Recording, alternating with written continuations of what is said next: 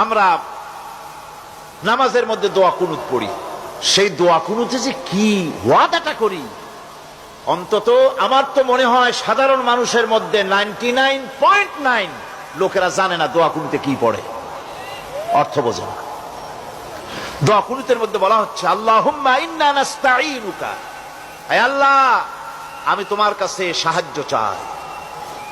আপনি নামাজের ভিতরে বলতেছেন আপনার কাছে, হে আল্লাহ আপনার কাছে সর্বপ্রকারের সাহায্য আপনার কাছে চাই। নামাজের ভিতরে কিসের মধ্যে বলতেছেন? এরপরে বলতেছেন ওয়া নাস্তাগফিরুকা, তোমার কাছে ক্ষমা চাই, গুনাহ করেছি, অনেক গুনাহ করেছি, তোমার কাছে ক্ষমা চাই, কারণ সাহায্য করতে পারো তুমি, গুনাহও মাফ করতে পারো তুমি। গুনাহ মাফ করার ক্ষমতা কি আছে পৃথিবীর কারো? আকাশে জমিনে আল্লাহ ছাড়া মানুষের গুনাহ কেউ মাফ করতে পারে? এরপরে বলতেছি ওয়া নুমিনু বিকা, হে আল্লাহ আমি তোমার উপর ঈমান এনেছি, পরিপূর্ণভাবে তোমার উপরে ঈমান এনেছি। ওয়া নাতাওয়াক্কালু আলাইক, আর তোমার উপরেই কেবলমাত্র ভরসা করেছি। ঈমান এনেছি তোমার উপরে, ভরসা করছিও তোমার উপরে। এই কথাগুলি যদি আমরা বুঝতাম তাহলে আত্মাটা বড় হয়ে যেত, মাথাটা আল্লাহ ছাড়া কারো সামনে নত হতো না, ঠিক না বেটি? এরপরে বলছি ওয়া নুসনি আলাইকাল খায়র, সর্বপ্রকার কল্যাণের সাথে তোমার প্রশংসা করতেছি। ওয়া নাশকুরুকা, আর তোমার কৃতজ্ঞতা স্বীকার করছি, আমি তোমার শুকর আদায় করি, সর্ব ব্যাপারে তোমার শুকর আদায় করি। আর কি করি? ওয়ালা নাকফুরুকা, আমি কুফরি করি না, অকৃতজ্ঞ নই, আমি তোমার কৃতজ্ঞ বান্দা, আমি অকৃতজ্ঞ নই। একথা আপনি নামাজের মধ্যে বলেন, কিন্তু কৃতজ্ঞতা স্বীকার করেন না। ওয়া নাখলাউ ওয়া নাতরুকু মান ইয়াফজুরুকা, আর আমি ওয়াদা করতেছি এই কথা, তোমার সাথে যারা প্রকাশ্য দুশমনি করে, যারা প্রকাশ্য গুনার মধ্যে লিপ্ত আছে আর তোমার সাথে দুশমনি করে, ওদের সাথে আমার সমস্ত সম্পর্ককে ছিন্ন করে দিলাম। দেখছেন নামাজে কি কইলেন আপনি?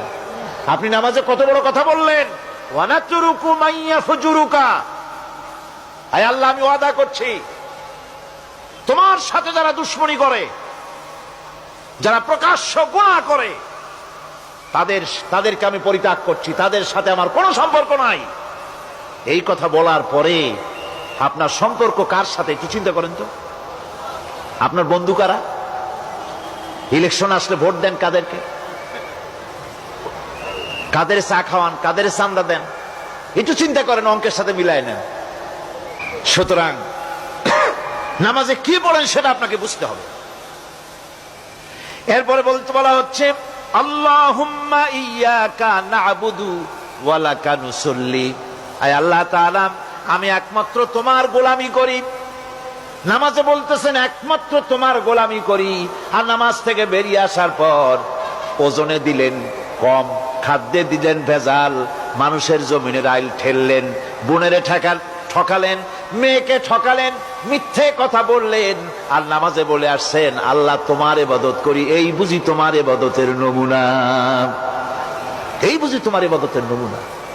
মুনাফিক নামাজ বোঝে নাই, পাপ তারে ফিরে, নামাজ তাকে পাপ থেকে বাঁচাতে পারে না। হায় আল্লাহ একমাত্র তোমার গোলামি করি, ওয়া লাকা নুসাল্লি, আর একমাত্র তোমার উদ্দেশ্যেই নামাজ পড়ি, মানুষে দেখাবার জন্য পড়ি না। নামাজটা পড়ি কার জন্য? কার জন্যে? এরপরে বলছি ওয়ানাসজুদু ওয়া ইলাইকা নাসআ, আয় আল্লাহ আমি একমাত্র তোমাকেই সেজদা করি, আমার সমস্ত চেষ্টা সাধনা তোমার জন্য নিবেদিত। আমার চেষ্টা, আমার জিহাদ, আমার আন্দোলন, আমার বাঁচা, আমার মরা, আমার ব্যবসা, আমার বাণিজ্য, আমার সব তোমার জন্য। কার জন্য? চিল্লা এখন কার জন্য? দোয়া কুনুতটা কত বড় গুরুত্বপূর্ণ চিন্তা করেন।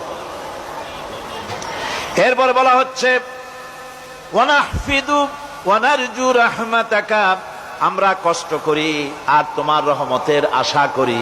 হায় আল্লাহ আমরা কষ্ট করতেছি আর তোমার রহমতের আশা করতেছি। ওয়া নাখশা আযাবাকা, আর তোমার আযাবের ভয় করতেছি। হায় আল্লাহ তুমি দয়া করে আযাব থেকে বাঁচাও।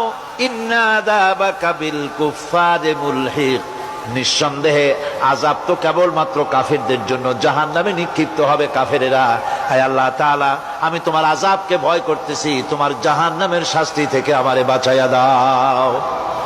জাহান্নামের শাস্তি থেকে যদি বাঁচতে হয়, তাহলে দোয়া কুনুতটা বুঝিয়া নামাজটা যদি সেইভাবে আদায় করা যায়, নামাজ কামেল হয়ে যাবে। কোন আলহামদুলিল্লাহ।